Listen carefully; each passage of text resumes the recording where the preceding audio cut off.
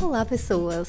Sim, estou aqui fantasiada de pintora renascentista francesa. Não acho que eu tenho estilo suficiente pra usar uma boina, tá? Eu não acho. Eu tentei dar uma disfarçada porque a minha testa, ela tá inteira descascando. Então vamos falar sobre essa viagem que eu fiz pra Cancún de última hora com a minha amiga. Que é aquela amiga que você não fala sempre, mas que quando calha das nossas agendas aí se encaixarem e a gente se encontrar, é sempre muito maravilhoso. Normalmente é sempre numa viagem, num retiro, em algum lugar diferenciado, sabe? Dessa vez não foi diferente. Eu estava aqui em depressão nesse inverno canadense e eu já tinha pesquisado até umas passagens pra ir pro Brasil ver minha família final de ano, gente, imigrante morando fora. Duvido que você não tenha pelo menos pesquisado quanto custa uma passagem pra voltar pra casa pra passar Natal com a família. Eu pesquisei e assim, a saudade passou na hora de tão caro que é. Aí eu acabei pesquisando viagem pra Cancún, viagem pra Nova York, viagem pra Montreal e, pra minha surpresa, meu celular acende e era a Mari me mandando uma mensagem: amiga, tem uma proposta muito indecente pra te fazer, não sei se você vai topar, mas tô indo pro México, pra cidade no México, no caso, fazer uma viagem a trabalho e tô pensando em tirar uns 3 dias e conhecer Cancún, que eu não conheço, e eu acho que só faria sentido se fosse com você. Você topa aí comigo? Eu falei: amiga, topar eu topo, né? Obviamente. Quem não quer conhecer o México? Eu nunca fui pro México. Mais um país pra minha lista. Mas assim, valor de passagem de final de ano? Acho que vai estar caro. Por desencargo de consciência, eu fui lá, pesquisei e, gente, eu achei uma passagem um pouco suspeita, tá? Não vou falar pra vocês que, nossa, eu fiquei super feliz que eu encontrei uma passagem barata. De fato, eu encontrei, mas era num site, tipo aqueles sites terceirizados que vendem passagem barata que até agora eu não entendo como que eles fazem dinheiro. E aí, achei essa passagem por 1/3 do valor e eu não acreditei, mas eu comprei. Falei, seja o que Deus quiser, se for golpe, se não for golpe, só vou descobrir quando eu estiver lá no aeroporto. Dito e feito, né? Chegou o dia da viagem, apareci lá no aeroporto e o cara do check-in não me achava, né? Primeiro que eu não consegui fazer o check-in online, o que eu já achei bem estranho. Tava dizendo que ou o meu nome tava errado, ou o número de referência lá do voo tava errado. Aí eu falei, ixi, deixa eu ir lá resolver ao vivo. Quando eu fui resolver ao vivo, o cara me fez entrar dentro do guichê, porque ele não achava o meu nome. Aí eu descobri que escreveram meu sobrenome tudo errado. Então eu tive que convencer aquele cara de que eu era aquela pessoa, apesar do meu sobrenome não estar batendo com o sobrenome do meu passaporte. Entenderam?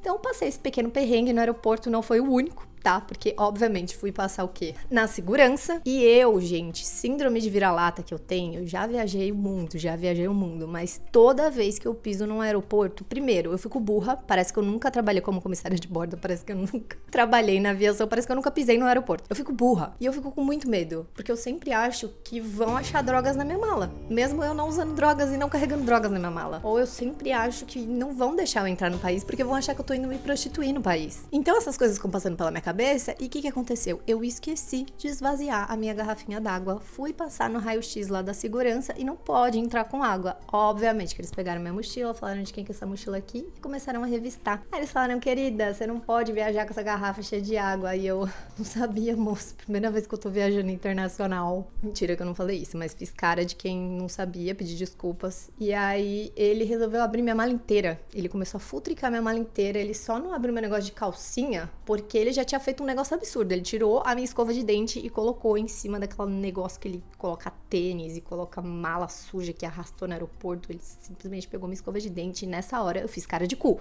Eu não vou mentir pra vocês e falar que eu fiquei, tipo, pacífica.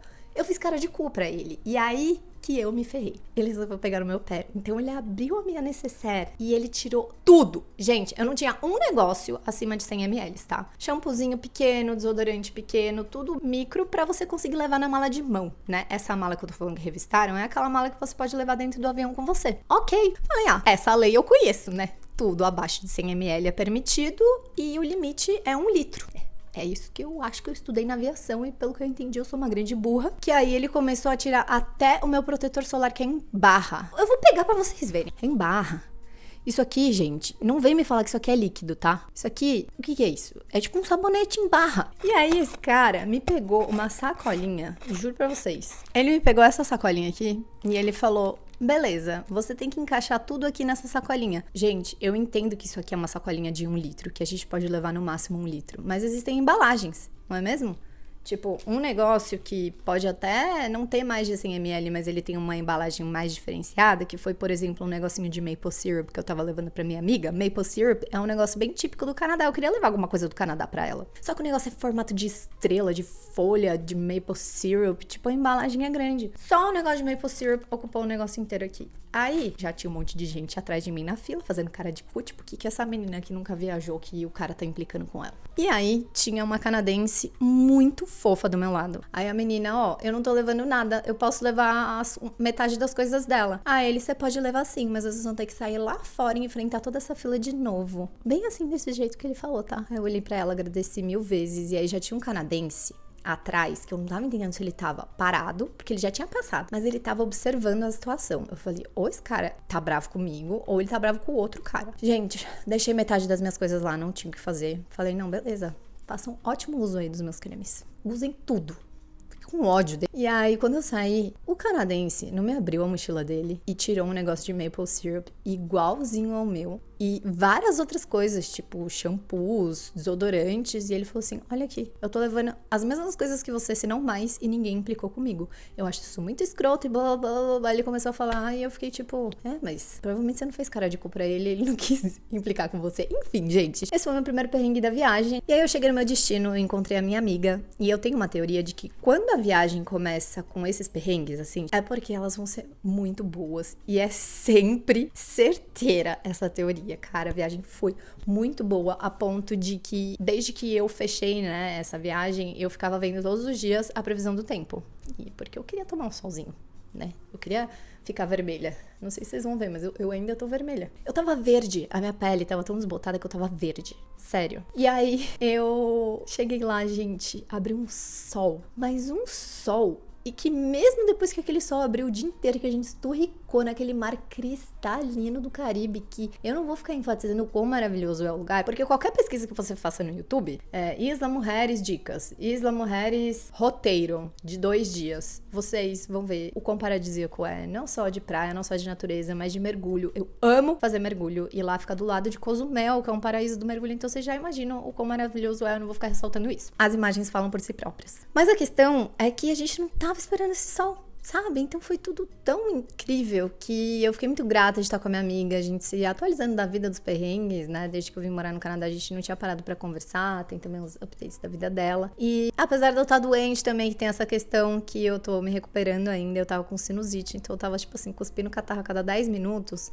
eu não pude fazer nem snorkel, né? Então a gente literalmente viveu igual plantinhas, assim, a gente ficou fazendo fotossíntese o dia inteiro e depois a gente foi se nutrir, se alimentar. A gente encontrou um restaurante maravilhoso chamado Aroma Isla. E eu e a Mari, a gente é vegana, né? Então, normalmente praia tem muito frutos do mar. Pra nossa surpresa, esse restaurante, tipo, era surreal. Gente, sabe o que é surreal? Porque eu tô muito acostumada a chegar num lugar e a opção vegana ser, sei lá, tipo, macarrão ao molho vermelho. Então, eu fiquei muito surpresa porque é aquela comida fresca, cheia de fruta, cheia de legume, temperada com várias especiarias. Tipo, você sabe que o dono daquele restaurante com certeza é alguém que entende muito de culinária à base de plantas. Então, desde o café da manhã, almoço, jantar, a gente amou comer lá. Então, a gente acabou fazendo amizade, né, com os garçons, porque a gente ia lá sempre. E aí, o que aconteceu? Os garçons começaram a perguntar, né, de onde vocês são? Aí a gente... De onde você acha? Eu amo porque dificilmente as pessoas acertam que eu sou brasileira. Dificilmente. E esse cara, ele errou tão feio que ele falou que eu e a minha amiga, a gente era dos Países Baixos. E aí, quando a gente falou que a gente era brasileira, ele olhou pra nossa cara, ele realmente ficou tipo, nossa, como assim? E a gente, nossa, mas... Por quê, né? Tipo, brasileiro não tem cara. Qualquer pessoa pode ser brasileira. Aí ele, não, é mais porque vocês são simpáticas mesmo. E aí eu falei, oi?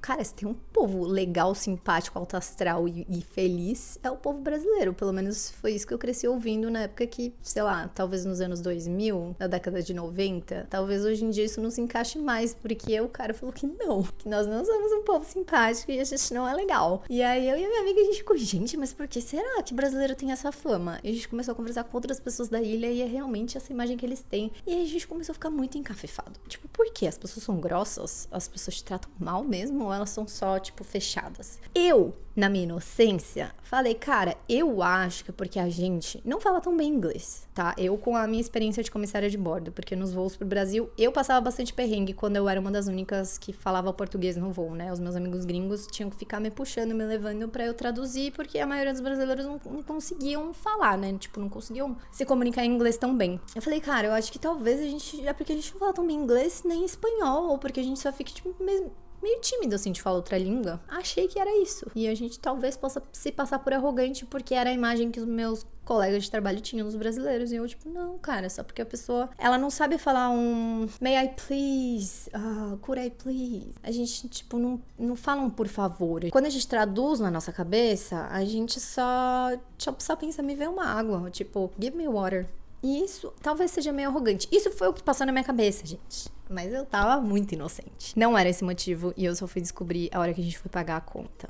Por quê? Porque lá no Caribe, eu não sei se é no México inteiro, mas ali no Caribe, eu acredito que por eles receberem muitos turistas internacionais, eles têm um esquema bem parecido com o Canadá. E que esquema é esse? Na hora que você vai pagar a conta, você tem lá, né, o total da conta, e aí você tem as tips, que são as gorjetas, que no Brasil normalmente vem incluso, né, os 10%, e se eu não me engano, você pode pedir pra tirar o serviço. Muita gente faz isso, eu não sei se é de bom tom fazer, acredito que não, mas eu acho também que as pessoas não ficam tão ofendidas quando você tira o serviço. É a sensação que eu tenho de quando eu vivia no Brasil. Mas aqui é bem diferente, tá? Eu tô falando aqui no Canadá e lá no Caribe porque eu senti que é mais ou menos a mesma vibe. Aqui eles incluem tips em tudo, num nível que aqui no Canadá, tipo, tem certos lugares que o mínimo, quando você vai ver na maquininha, tá lá 18%. 3 opções, 18%, 20% e 22% em cima do valor da conta. Gente, isso é muita coisa. Ainda mais quando a conta tá em dólar. E lá no Caribe, apesar de ter muita coisa em pesos mexicanos, tem muita coisa em dólar também. São as duas moedas que eles trabalham lá. Então,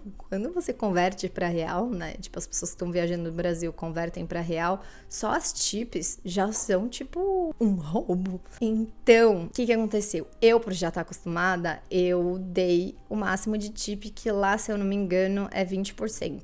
Posso estar errada, mas eu acho que foi isso. Que aqui no Canadá já é o mínimo. Então, pra mim, tipo, eu dei 20% no automático. Quando chegou a vez da minha amiga, ela olhou e falou assim, 10%. Tipo, ela deu menos do que estava escrito lá. Ela, não, 10%. Só que isso, gente, é isso que eu quero que vocês entendam e que eu sei que é difícil entender, porque até hoje eu também fico assim, ó, é meio ofensivo. É meio ofensivo pra quem tá te servindo, porque você vai ver que em vários lugares, no menu, ou na hora de você pagar a conta que vem... É tipo um livrinho que você abre, e aí tem a nota fiscal, a notinha da conta. Nesse livrinho já vem colado assim. Se você vai dar, sei lá, 15%, é porque você achou o serviço ok. Se você vai dar 18%, é porque você achou o serviço bom. Se você vai dar 20%, é porque você achou o serviço excelente. Dependendo do quanto você vai dar, você tá julgando como você foi atendido. Então, meio que quando o garçom vê que ele te tratou super bem, que você interagiu, que foi super legal e que você elogia a comida e você elogia o serviço e você vai lá e dá menos do que o valor mínimo, meio que você tá dizendo que o serviço foi muito ruim. E aí as coisas começaram a fazer sentido na minha cabeça. Porque a partir do momento que a minha amiga deu 10% de tips pro cara, ele mudou. Ele mudou, tipo assim, parece que saiu a alma do corpo dele e ele fechou a cara dele e, tipo assim, não quero mais saber de vocês, não quero. E aí, nas outras vezes que a gente voltou lá também, a gente não foi muito bem tratada, apesar de eu ter dado o máximo de tip. De repente, fez muito sentido o porquê de que eles não gostam tanto de brasileiro e é foda, né? Porque até me deu vontade de tentar explicar, do tipo, cara, lá no Brasil não é assim. Lá no Brasil o serviço já vem incluso, então às vezes as pessoas não fazem por mal, às vezes elas acham que estão te dando 10%, elas estão, tipo, cumprindo com o que elas devem cumprir. Não é por mal, sabe? Ai, cara, é muito foda. E ao mesmo tempo explicar pro brasileiro isso também não é fácil. Eu tentei explicar pra minha amiga e ela continuou dando 10% pro cara. É complicado, né, gente? Porque, cara, 20%, 22% que é aqui no Canadá é muita coisa. Ainda mais quando você converte pro dólar e quando você ganha em real, sabe? Tipo, a nossa moeda vale menos do que a moeda deles. Acho que a nossa moeda vale menos até que o peso mexicano, não? Vale, não vale? Enfim, tá aí quem assistiu meu Reels e tá aqui nesse vídeo só pra descobrir o porquê, né? Que nós brasileiros não somos bem vistos no México. Eu não sei se eu vou colocar. Talvez eu coloque isso de clickbait, tá? Na chamada do meu vídeo. Ué, gente, a gente tem que usar todos os nossos recursos, né? Pra ver se as pessoas assistem o vídeo. Então, é isso. Quando você foi pro Caribe e aí você pagou a conta e descobri que a pessoa não te achou muito legal e coloca todos todos os brasileiros nessa mesma caixinha como chatos, arrogantes e não muito bacaninhas, é porque você não tá dando dinheiro que ele quer que você dê, entendeu? Então é mais ou menos isso. Eu já vi muitas discussões com relação a isso de tips aqui no Canadá, né? Quando eu tenho amigos que trabalham em restaurante defendendo, você tem amigos que não trabalham. É que, cara, aqui no Canadá não dá pra comparar. Tipo, às vezes você tá num lugar que o cara só... Você pede uma cerveja e o cara só tem o trabalho de tirar a cerveja e te dar a cerveja e abrir a cerveja, e aí ele já quer cobrar 18% pelo serviço. Posso estar errada de julgar isso, porque é o trabalho dele, mas assim, é difícil você querer dar 10%... 10 não, até eu tô confundindo agora. Tipo, 18% que seja o mínimo, 15% por isso, né? Então, brasileiro aqui no Canadá também tem uma fama. Tanto que eu tenho alguns amigos que fazem festas aqui, organizam festas, e eu ouvi falar, não sei se é verdade, que os canadenses, né, as pessoas que vão trabalhar de bartending, de barman, bartender e barman, eles já torcem o nariz. Porque, tipo, putz, festa brasileira quer dizer que a gente não vai fazer dinheiro, a gente não vai fazer tips. E essas pessoas, grande parte do salário delas, grande parte do ganha-pão delas vem das tips, né? Porque essas pessoas ganham um salário mínimo. Então, as tips é o que sustenta elas na vida. Então, quando você é uma dessas pessoas, tipo, é super compreensível, sabe? Porque você já tá acostumado a isso. Mas aí, quando você não é, você cresce numa cultura que nem os 10% às vezes a gente dá, é complicado. Aí, gente, o que mais que eu tenho pra falar? Deixa eu ler aqui no meu roteiro, que eu anotei várias dicas. O hostel que a gente ficou. A gente ficou num hostel que chama Celina, que, pelo amor de Deus, que coisa mais linda. Eu sei, eu descobri, depois que eu fiquei lá, que é uma rede de hostels super famosa que tem no mundo inteiro, que os de São Paulo, os do Brasil, são bem bonitos também. Mas eu fiquei perplexa, assim. Tipo, o hostel era gigante, o hostel tinha escola de mergulho, estúdio de tatuagem, festa, DJ, restaurante, todos os tours possíveis, várias atividades. Não tinha só quartos compartilhados, tinham quartos que, claro, são um pouco mais caros, mas que você tinha banheiro privativo. Gente, eu achei maravilhoso. Assim, fora toda a estética meio Bali do negócio, assim, que eu achei lindo. Quando eu fui pra Cancún, antes de voltar aqui pro Canadá, eu também fiquei no Celina de Cancún, tem 2 lá. Eu fiquei no da Zona Hoteleira, tem um lá no centro, mas eu fiquei no da Zona Hoteleira, que é, tipo assim, 3 vezes maior que o de Isla Mujeres. E olha que o de Isla Mujeres já era grande. Achei que valeu muito a pena, assim, custo-benefício. Esse de Cancún tinha até cinema. Tipo, surreal. E uma das coisas que me assustou um pouco em Isla Mujeres, além da guacamole com manga. Quem faz guacamole com manga? Vocês podem me explicar? Treta culinária aqui, tá? Porque manga é muito ruim, gente. Eu não gosto de manga. Tem gosto de condicionador. Uma das coisas que mais me assustou foi a polícia local. Tipo, de você tá de boinha ali, agachadinha na sua água cristalina, tomando seu sol. De repente, você abre o olho, tem uma metralhadora passando, assim, na sua frente. Uns caras com roupa do exército e com a cara fechada, com um negócio preto, uma balaclava. Eu achei aquilo um pouco agressivo, assim, né? Porque eu achei a ilha tão pacata, né? Pode ser que eu esteja errada, pode ser que seja um lugar mega perigoso, que eu esteja totalmente alienada, né? Quando eu liguei pro meu pai de lá, eu falei, pai, tô no México. Nossa, que incrível, tal. Ele, filha, o México é um dos lugares mais perigosos do mundo. Aí eu, oxe, mas fui pra lugar muito pior. Lá em Israel, por exemplo, tinha gente correndo com faca no meio da rua e... Bom, aqui também, na época que eu viajava o mundo, meu pai não sabia da metade dos lugares que eu me enfiava. Aparentemente, México é um lugar perigoso. Aparentemente não, né? Nitidamente, com a maneira que a polícia se porta lá com metralhadora. Eu achei aquilo um pouco... Não sei se é só pra assustar ou se realmente aquilo é necessário. Aí a gente começou a pesquisar na internet pra ver, e aí a gente descobriu um monte de coisas sobre cartel, gangues de drogas, e aí eu fiquei, tipo, um pouquinho assustada. E eu sou essa pessoa que a polícia tá aqui, eu não consigo fingir naturalidade, eu fico assim, tipo, até a polícia ir embora com aquela arma, eu tava assim, ó. Então, gente, é isso. No final das contas, eu fiquei pouco, né? Eu fiquei só um final de semana e, como eu disse, eu tava doente, então eu não fiz as coisas que eu queria fazer, tipo, mergulho e tal. Com certeza eu vou querer voltar pra lá. Tipo, é um fato. E aí, no meu voo de volta ia durar 7 horas, apesar de ser um voo direto. E a companhia aérea, ela era a low cost da low cost da low cost, gente. Tipo, chegou na hora de entrar no avião, eu já tava achando estranho, porque eu sou eu sou para-raio de gente doida, tá? E aí, um pouco antes de eu entrar no avião, tinha um senhor, que é aquela pessoa que já não respeita o espaço pessoal. Sabe quando você tá, tipo, numa fila esperando pra entrar num lugar e a pessoa tá cafungando no seu cangote? Ele já era essa pessoa. Aí eu, gente, a hora que eu sentei no meu lugar, ele virou pra mim e falou assim, ai, que pena, queria que a gente sentasse um do lado do outro. A gente sentou um do lado do outro, mas não na cadeira. Tipo, eu tava aqui, aí tinha um corredor e ele tava do outro lado. Como eu já vi que ele era conversador, eu já enfiei o meu fone de ouvido e já abaixei a mesinha, né, depois que a gente decolou. E eu dormi. Acho que eu dormi as primeiras 4 horas. Aí eu só acordei num momento que as comissárias estavam passando com o carrinho, obviamente tudo pago, inclusive água.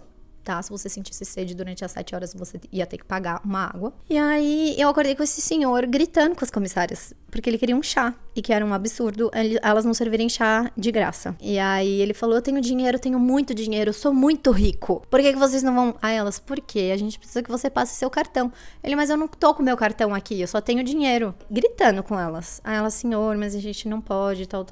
Aí, gente, voltei a dormir, tá? Só que aí, nessas 7 horas, elas passam 3 vezes com o carrinho. Na segunda vez que elas passaram com o carrinho, de novo, esse senhor começou a gritar. Aí eu só falei assim, senhor, não tem problema, eu vou pagar. Eu paguei o chá dele. Eu falei, gente, tipo, coitado também, né? Ele só quer um chá. Eu falei, não, eu pago um chá pro senhor, não precisa gritar, não é culpa dela, né? Enfim. Aí ele, ai, você é muito bondosa, você é maravilhosa. Aí eu falei, não sou, tipo, Aí ele me deu $5, eu falei, não quero, tipo, tô te pagando porque eu realmente quero. Enfim, esse homem me alugou por 2 horas. E eu não vou falar pra vocês que na primeira meia hora ele fazia as perguntas, eu respondia sim ou não pra ver se ele parava de falar comigo. Eu acho que ele era um grande mentiroso, porque ele tava falando que ele era primo do príncipe Charles, do rei Charles da Inglaterra. Ele realmente era britânico, né? Você vê pelo sotaque. E ele realmente parecia o rei Charles, assim, em algumas fisionomias. Um cara rico desse, ele não ia estar aqui. Numa low cost, do lado de Caroline. E aí, ele começou a contar todas as aventuras dele, gente. Se não for verdade, a imaginação desse cara vai longe, porque esse cara viajou o mundo inteiro, ele foi pra lugares e viveu coisas surreais que acabou que eu amei ficar ouvindo ele falar durante horas. Ele contou, inclusive, que, enfim, a esposa dele faleceu alguns anos atrás e que ela era a companheira de aventuras dele, e que ele era, tipo assim, o excluído da família, porque a família é muito rica e que queriam que ele fosse, sei lá, médico, mas ele só queria ser... Como é que era? Coisa de rodeio? Peão de rodeio, gente. Ele foi durante a vida inteira peão de rodeio, só que como ele tinha muito dinheiro, às vezes ele só... ele machucou o joelho, mas aí ele só viajou com essa mulher, e aí essa mulher teve câncer, e aí ele viajou o mundo com ela, ele foi pra todos os lugares, e ele tem fazenda em 1000 lugares, tipo no Panamá, e ele conhece 1000 presidentes. Aí ele ficou tentando defender o Bolsonaro pra mim e eu, fingindo que eu era super bolsominion. Aí, a partir do momento que ele começou a falar uns negócios da guerra que tá acontecendo lá em Israel e Palestina, e eu, gente, tipo, essa vergonha, eu não vou passar aqui. Aí eu tentei cortar ele real, só que eu não precisei cortar. O moço que tava sentado na minha frente virou pra trás e mandou eu e ele calar a boca. Assim, vocês estão falando por 2 horas, vocês podem simplesmente calar a boca por 2 minutos. Gente, eu fiquei com o olho desse tamanho, porque, tipo, o que eu fiz pra esse homem? Eu não fiz nada. Depois que eu só, tipo, encostei na minha... Eu falei, gente, mas eu nem tô falando alto. Tipo, eu tô falando mó de boa e eu nem tô falando. Eu só tô, tipo, ouvindo esse cara falar. Gente, a menina indiana que tava sentada do meu lado começou a rir. Aí eu... O que eu perdi enquanto eu tava dormindo? Aparentemente rolou uma puta treta no avião. Não só com esse negócio das comissárias, mas esse senhor que tava falando comigo... Ai, gente, eu sou muito fofoqueira, né? Esse senhor que tava falando comigo começou a ofender o filho desse cara que mandou a gente calar a boca. Parece que o menino passou e sem querer... Uma criança, tá? Tipo, de 6 anos. Passou e sem querer esbarrou na perna dele, que acho que ele tem um problema no joelho, né? Do rodeio lá que ele caiu. E ele começou a chamar a criança de little thing, or pretty little thing. Você não dá educação pra sua pretty little thing. E era um menino, tipo, ele tava querendo...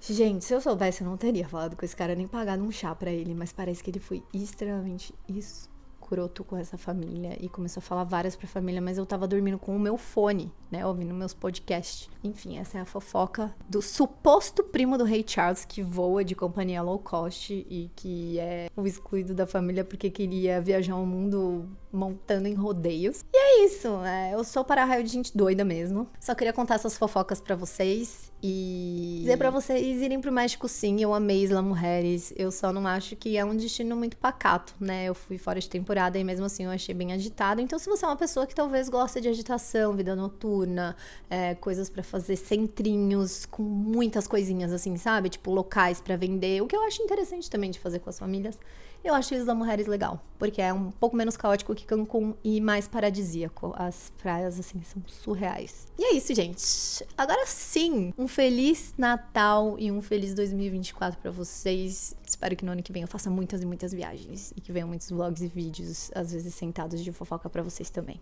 tá bom? Um beijo e até o ano que vem!